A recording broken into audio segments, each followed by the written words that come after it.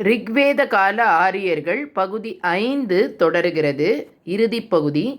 சமய நிலை. ரிக்வேத கால ஆரியர்களிடம் சமயத்தின் அடிப்படை இயற்கை வணக்கம் ஆகும். இயற்கை சக்திகளை தெய்வமாக வழிபட்டனர். அக்கினி, இந்திரன், வாயு, வருணன், சாவித்திரி, தீய சக்திகளை விளக்கும் தெய்வம் ஆகியவற்றை வழிபட்டனர். ஆனால் கோவில்களோ உருவ வழிபாடோ இல்லை. வருணன் கடவுளுக்கு முதல் சிறப்பையும் அடுத்தபடியாக இந்திரனுக்கு சிறப்பும் தந்தனர். ரிக்வேத ஆரியர்கள் இறைவனிடம் தங்களுக்கு வேண்டிய பொருட்களை வேண்டி அதற்காக பல பொருட்களை பலியாக படைத்தனர். பால், நெய், தானியம், பல சோமபானம், இறைச்சி ஆகியவைகளை படைத்தனர். பலிகள் சடங்கு ஆச்சாரங்களுடன் செய்யப்பட்டதால் மதகுருமார்களின் பெருமை அதிகரித்தது. மரணத்திற்கு பின்னர் ஒரு வாழ்க்கை உண்டு என்று நம்பினர்.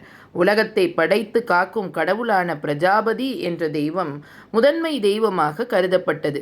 மக்களுக்கு ஒரே கடவுள் என்ற தத்துவம், உலகில் உயிரினங்கள் வாழ்வதற்கு பிரம்மன்தான் காரணம் போன்ற நம்பிக்கைகள் ஏற்பட்டது.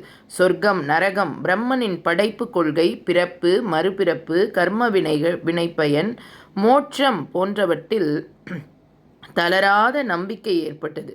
யாகங்களுக்கு முக்கிய இடம் அளிக்கப்பட்டது. யாகங்களை நடத்தும் முறை கடினமாக காணப்பட்டதால் மக்கள் சமயத்தையே கடினமாகவும் இயந்திரத்தன்மை பெற்றதாகவும் எண்ண ஆரம்பித்தனர். ரிக்வேதம் கால இறுதியில் மக்களுக்கு துறவு வாழ்க்கையில் கடுமையான நம்பிக்கை ஏற்பட்டது.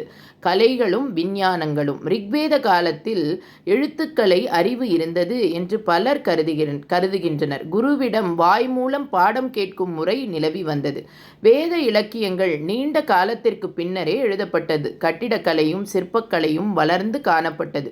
மிகப்பெரிய மாளிகை ஒன்று 1000 தூண்களையும் கதவுகளையும் கொண்டதாகவும் இதுபோல மேலும் பல மாளிகைகள் இருந்ததாகவும் குறிப்புகள் கிடைத்துள்ளன.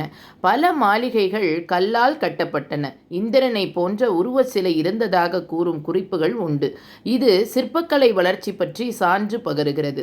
விஞ்ஞான அறிவும் ஆரியர்களிடம் வளர்ந்து இருந்தது. விண்மீன்கள், கோள்கள் ஆகியவற்றின் நகர்வு பற்றி ஓரளவு அறிந்து வைத்திருந்தனர். வான சாஸ்திர அறிவு ஆரம்ப நிலையிலேயே இருந்தது.